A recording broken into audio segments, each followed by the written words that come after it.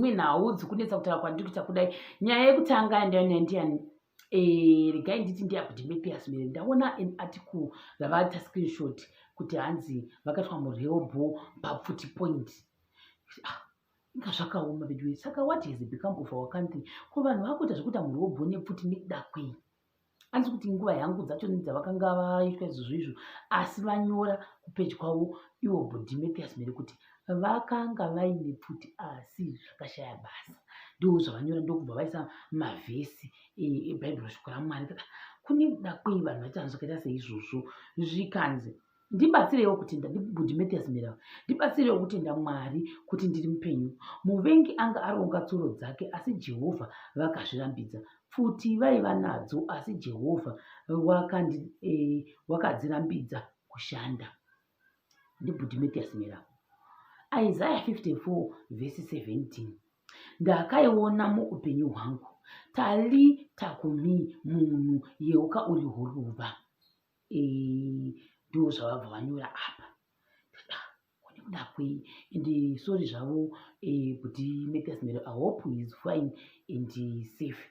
Zvikanzi nevamwe wenyasha ungamudi. Praise be unto Lord. God always do what he promises in his word. Amen.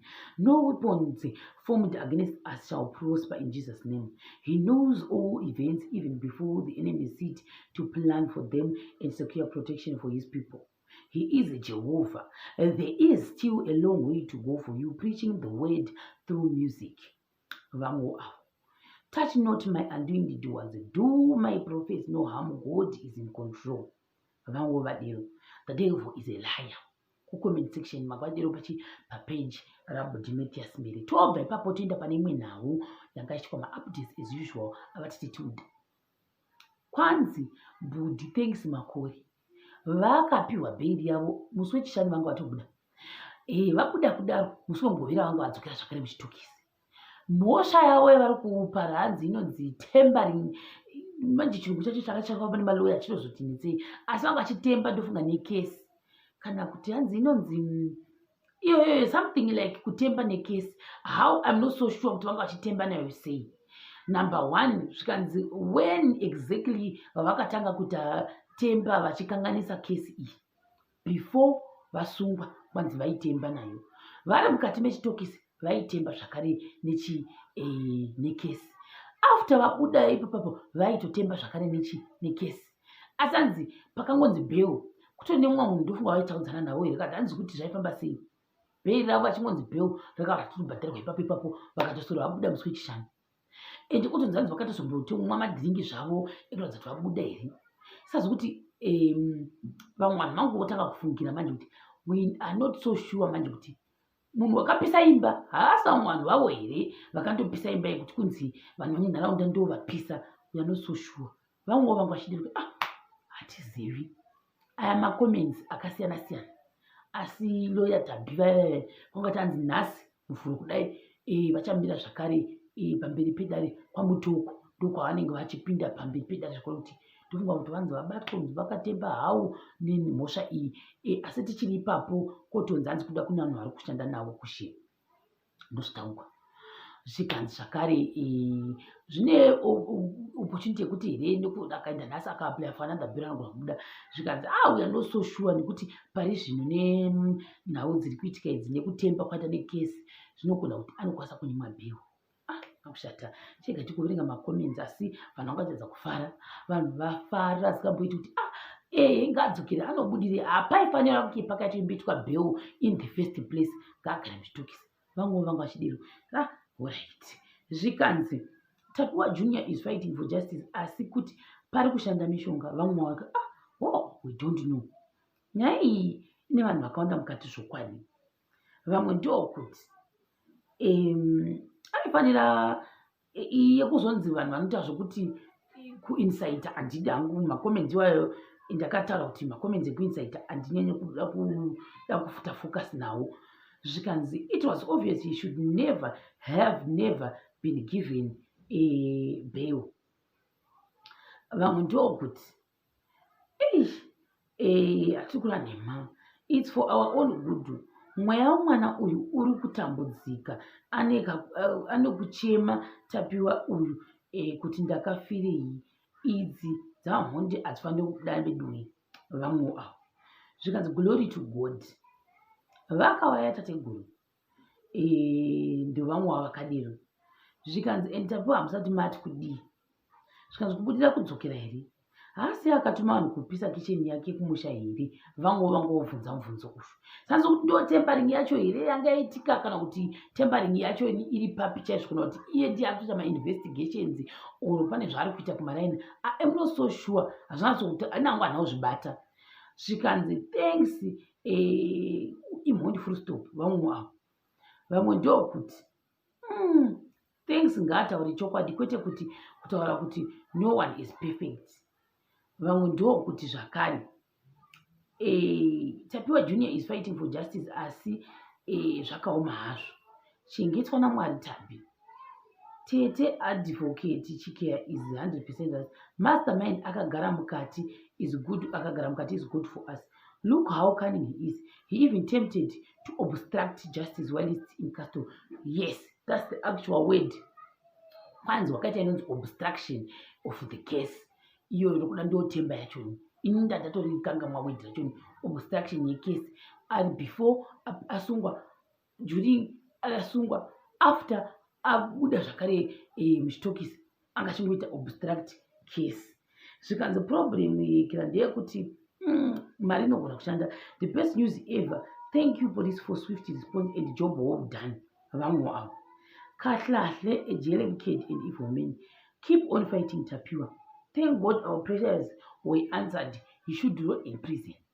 Things doesn't deserve to be with others in the society. Jail is the only safe place for him. Vamwe avo.